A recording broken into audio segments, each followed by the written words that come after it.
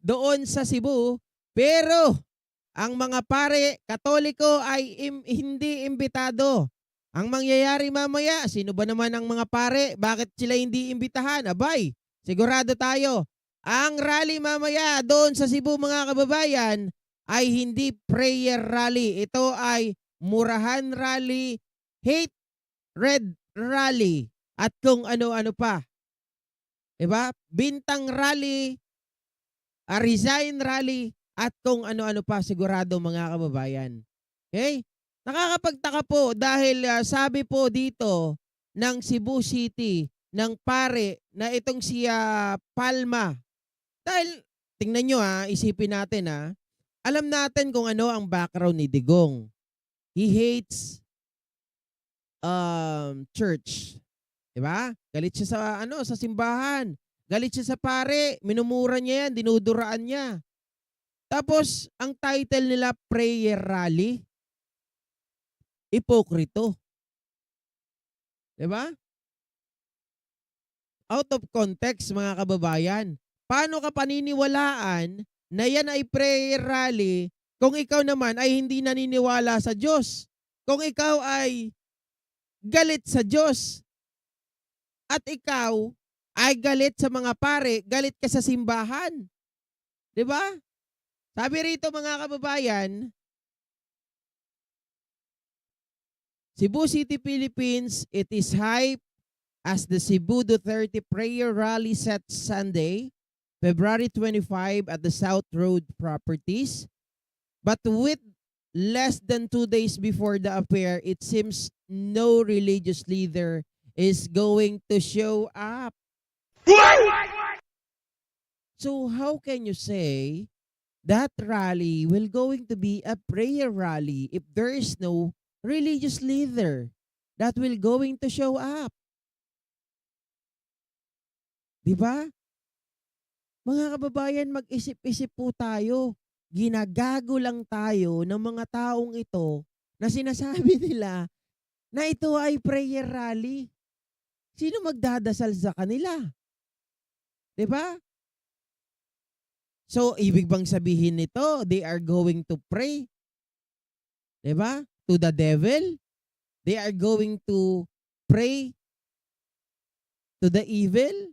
They are going to pray to the demon? Kay Satanas sila magdadasal? Diba? Prayer rally nga to. Prayer rally to the devil, to the demon. Kasi walang pari Diba? Dapat may mga religious leader na naharap. Kung totoong prayer rally yan, mga kababayan, hindi pwedeng sila lang ang magdadasal doon. Mawawalan ng saysay yung sinasabi nilang prayer rally. Di dapat, hindi na lang prayer rally. Ang sabihin na lang nila mga kababayan, ano ba tawag dito? Ibang term. Mayroon pa ba kayong naisip na ibang term instead of prayer rally? Diba? Nakakapagtaka, nakakatawa yung mga nag-iisip ng mga ganito. Ginagawa tayong gunggong.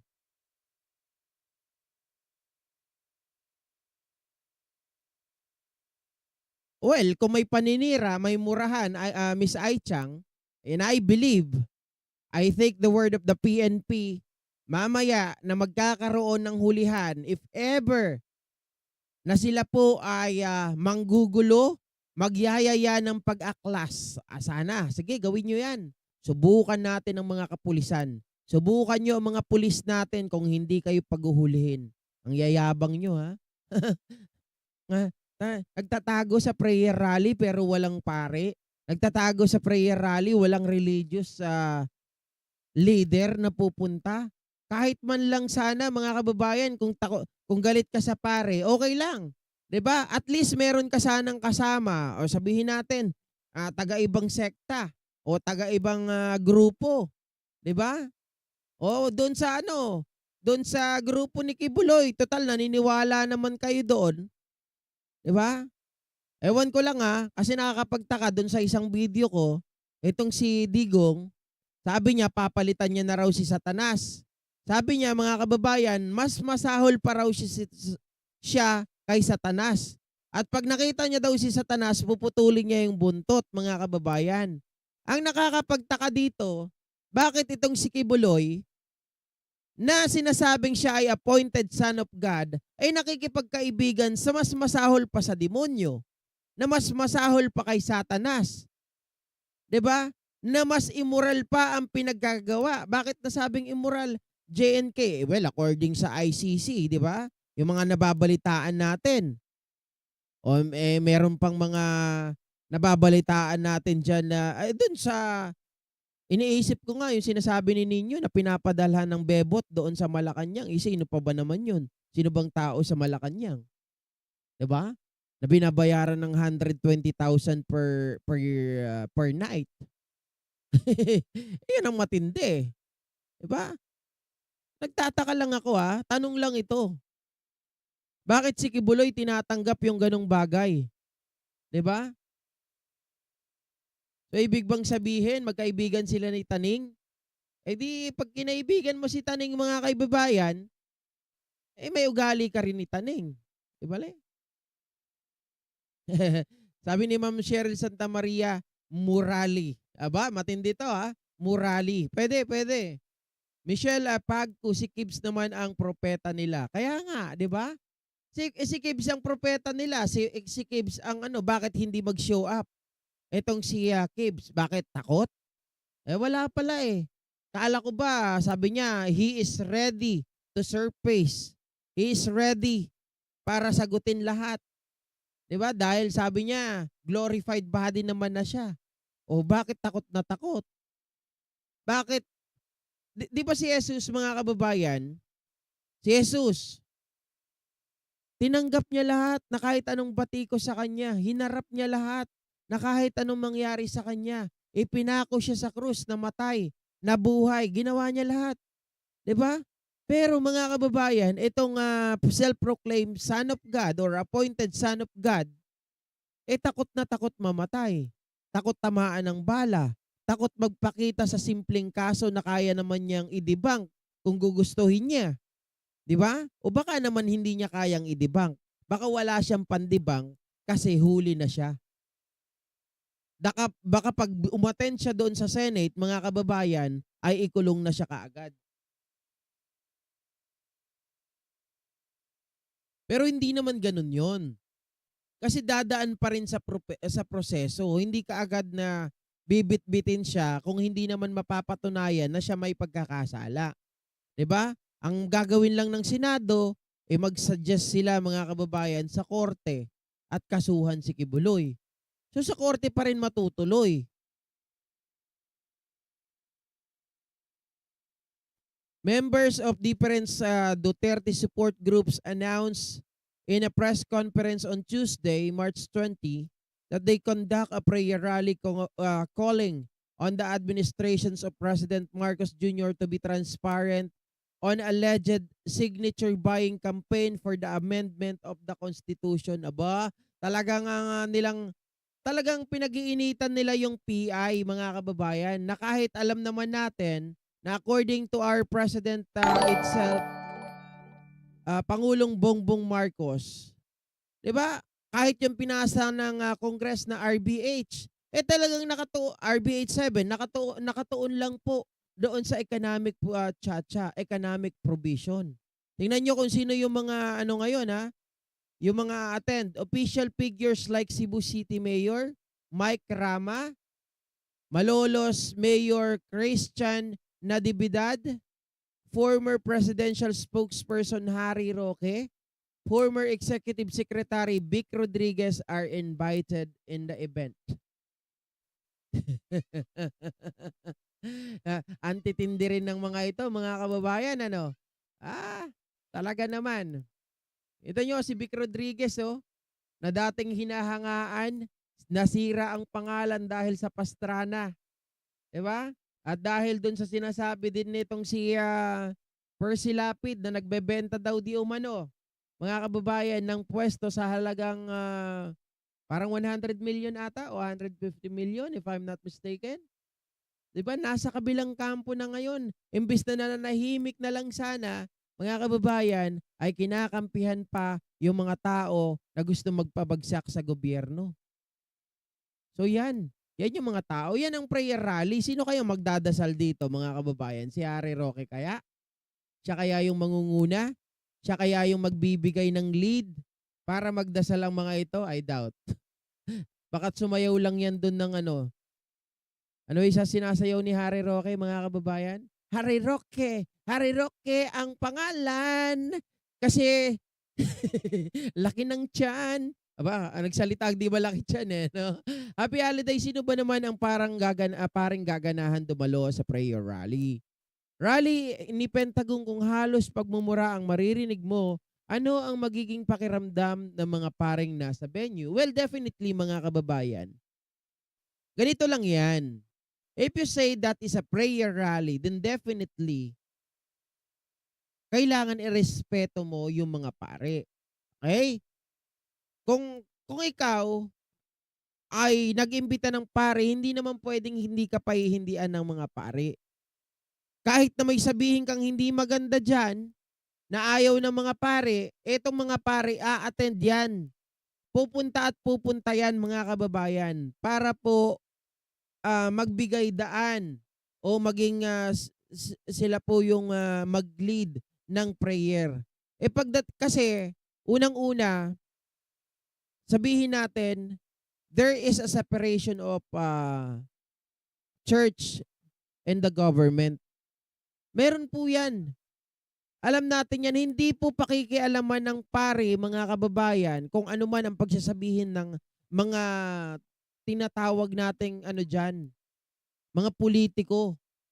Diba? Labas na po dyan ng pare eh. Ang kanilang gagawin lang dyan ay yung kanilang trabaho na ipag-pray ang mga ito. Pero tama ka rin, no? Although magagalit o sabihin natin may masasabi ang pare kung ang maririnig lang niya, nila ay puro mura. But of course, pag sila ay binigyan ng pagkakataon na pumunta dyan at pinatawag sila, in-invite sila, pupunta yung mga yan. Pero walang in-invite eh. 'Di ba?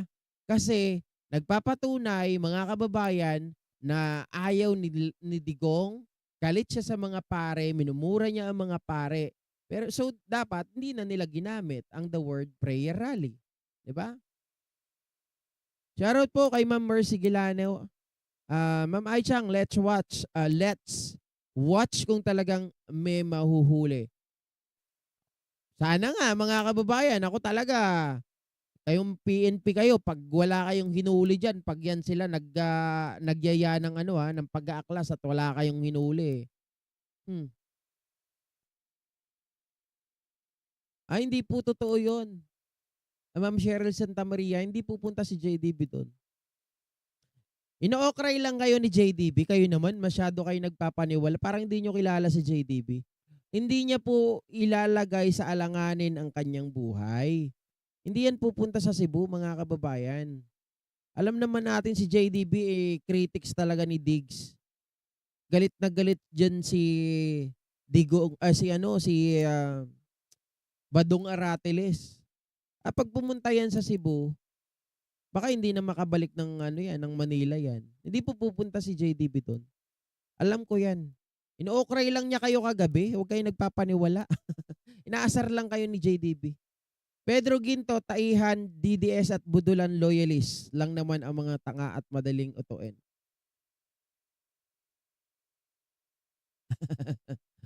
Ay, Chang. Okay, thank you so much, Info Cheryl. Hindi po pupunta si JDB doon. Happy holiday ba kasi Pentagon mismo ang magtawag ng pag-aaklas dahil nga wala na sa katinuan ng isip. Nakakapagtaka talaga na alam naman nilang walang kontrol ang bunganga. Ito nga yung sinasabi ko kanina. Let's watch. No? Let's watch kung ano talaga ang mangyayari mamaya. Dahil sigurado ako, yung ibang tao hindi yan magyayaya ng pag-aaklas. Pero itong si Digong, sigurado ako, may lakas ng loob yan. At tingnan natin kung ano ang magagawa ng mga pulis kung totoo yung kanilang sinasabi o baka mamaya urong din ng mga betlog ng mga ito. No? Infinite Streams TV, appointed son ko noon nila takot mamatay lalo takot makulong at sa sariling multo. Ang tanong, may dating pa ba yung rally nila? Mapuno ba nila ang venue? May dating kasi dadating sila. Pero wala nang dating, wala nang impact yang rally nila dahil wala nang naniniwala sa kanila. Mamaya bilangin natin kung ilan ang bilang ng mga yan. Baka hindi pa tumapat dun sa nangyari nung nakaraan. Baka mamaya mga kababayan, ang dumalo lang dyan ay less than 2,000. No? Unless may mga babayaran dahil ngayon may mga vloggers na nang nagpunta doon coming from Manila, 'di ba? Coming from Manila, and of course, we all know that they are sponsored, 'di ba? Eh ako naman, sa totoo lang din, ako sumasama din sa mga event sa probinsya. Pag may nag-sponsored na tawag dito, OFW gano'n, hindi yung iba na sponsored talaga from the politician. Yung iba kasi politician eh, 'di ba? Kaloka Alex Andrade, maulan ang evil rally. Sana nga ulanin sila eh. Ai Chang, wow, si BR andon. Yes, nandun siya po. Siya ay invited. Ayan oh.